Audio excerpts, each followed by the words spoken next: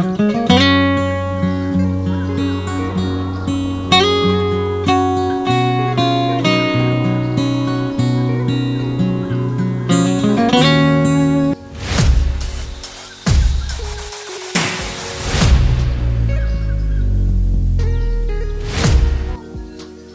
ba kung gaano kahirap ang tagpuyon? Mainit, walang ulan, at kulang sa tubig.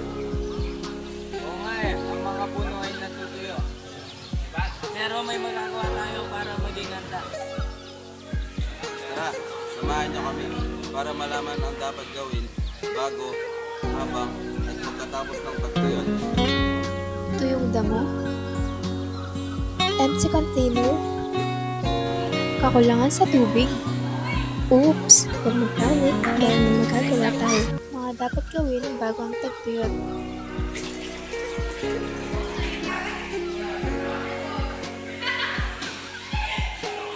Mag-imbak ng malinis na tubig para sa isang linggo. Pumili ng mga halamang kayang mabuhay kahit konting dilig. Makinig sa mga balita at babala mula sa pag-asa. Habang nangyayari ang tagtuyot.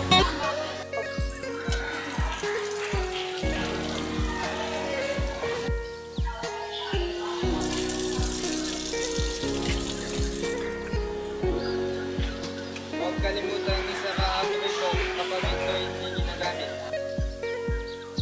Hoy, iwasan niyo mga pagsimulan ng basura. Ngayon na mga panahon, mga pagsusuka. Iwasan mo na magtanim ng mga pananim na nangangailangan ng maraming tubig. Mga dapat gawin pagkatapos ng pagtuyot. Ito lamang ang natutunan para masunda tayo sa susunod na ikaw.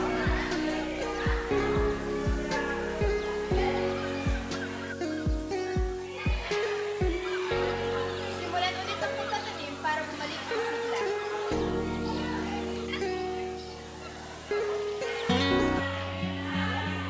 Sa pagtutulungan, babalik ang ani at ang kabuhayan. Sa panahon ng tagtuyot, maging handa bago, magtipid habang at maglinis pagkatapos. Para sa ligtas at matatag na komunidad. Kalikasan ay pangalagaan para tagtuyot ay mapagpasan.